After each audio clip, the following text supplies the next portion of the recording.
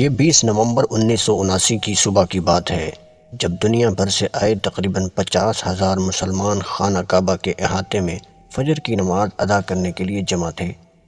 ان 50,000 افراد میں 200 آدمیوں کا ایک ایسا گروہ موجود تھا جن کی قیادت ایک 40 سالہ مبلغ جہیمان بن محمد یوسف العتیبی کر رہے تھے۔ جیسے ہی امام کعبہ نے فجر کی نماز پڑھائی، جہیمان اور ان کے پیروکاروں نے انہیں ایک طرف دھکیل دیا اور لاؤڈ سپیکر کا کنٹرول سنبھال لیا۔ یہ گروہ اپنے ہمراہ چند تابوت بھی لایا تھا جس کا مقصد وہاں موجود سیکیورٹی عملے یا افراد کو یہ ظاہر کرنا تھا کہ نماز فجر کے بعد تابوتوں میں موجود میتوں کے نماز جنازہ ادا کی جانی ہے۔ لیکن لاؤڈ سپیکر پر قبضے کے بعد جب تابوت کھولے گئے تو ان کے اندر ہتھیار تھے جو جلدی سے جہیمان کے ساتھ موجود 200 افراد میں تقسیم کر دیے گئے۔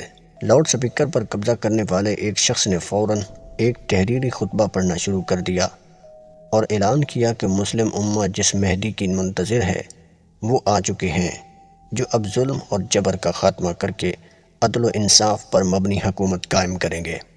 یہ اعلان مسجد الحرام میں موجود زائرین کے لیے انتہائی غیر معمولی تھا۔ اسلامی تاریخ کے حوالوں کے مطابق جن امام مہدی کی دنیا میں آنے کی بشارت دی گئی ہے ان کے بارے میں روایت ہے کہ ان کا ظہور قرب قیامت یعنی قیامت کے قریب ہوگا اور وہ اپنے آنے کے بعد ظلم کا خاتمہ کر دیں گے اور سچ غالب آ جائے گا۔ لاؤڈ سپیکر کے ذریعے یہ خطبہ دینے والے شخص کا نام خالد الیامی تھا جو جہیمان العتیبی کے پیروکار تھے۔ انہوں نے لاؤڈ سپیکر کے ذریعے مزید بتایا کہ ایسی بہت سی نشانیاں پوری ہو چکی ہیں جو اسلامی روایات کے مطابق مہدی کے ظہور سے قبل رونما ہونی تھیں۔ انہوں نے یہ بھی کہا کہ وہ مہدی جن کا انتظار کیا جا رہا تھا وہ آ چکے ہیں اور ان کا نام محمد بن عبداللہ القحطانی ہے۔ اس واقعے کے چشم دید گواہوں کے بیانات کے مطابق اس کے بعد جہیمان مہدی کی بیعت کرنے والے پہلے شخص بن گئے اور پھر انہوں نے اپنے پیروکاروں کو بھی بیعت کرنے کا حکم دیا۔ اس موقع پر اس گروہ کے افراد نے بآواز بلند نعرہ بلند کیا، اللہ اکبر۔ مصر سے تعلق رکھنے والے عبد المنعم سلطان بھی کعبہ کا محاصرہ کیے جانے کے موقع پر وہاں موجود مجمع میں موجود تھے۔ اس وقت وہ طالب علم تھے اور نوجوان تھے۔ انہوں نے یاد کرتے ہوئے بتایا کہ وہ بڑا عجیب و غریب منظر تھا۔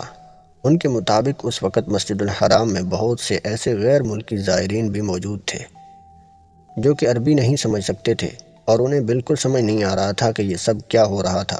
مسجد الحرام میں موجود تمام زائرین مسلح افراد اور ان کی رائفلوں سے نکلنے والی گولیوں کی آوازیں سن کر دنگ رہ گئے، کیونکہ مسلمانوں کی مقدس کتاب قرآن مجید نے مسجد الحرام میں کسی بھی طرح کے تشدد اور خون ریزی کی سختی سے ممانعت کی ہے۔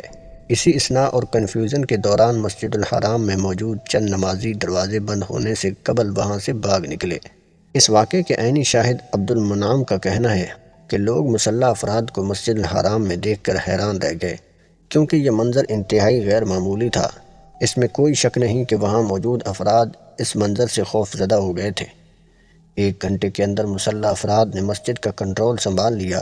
یہ ایک ایسی صورتحال تھی جس نے سعودی حکام کو ایک بڑے چیلنج سے دوچار کر لیا تھا۔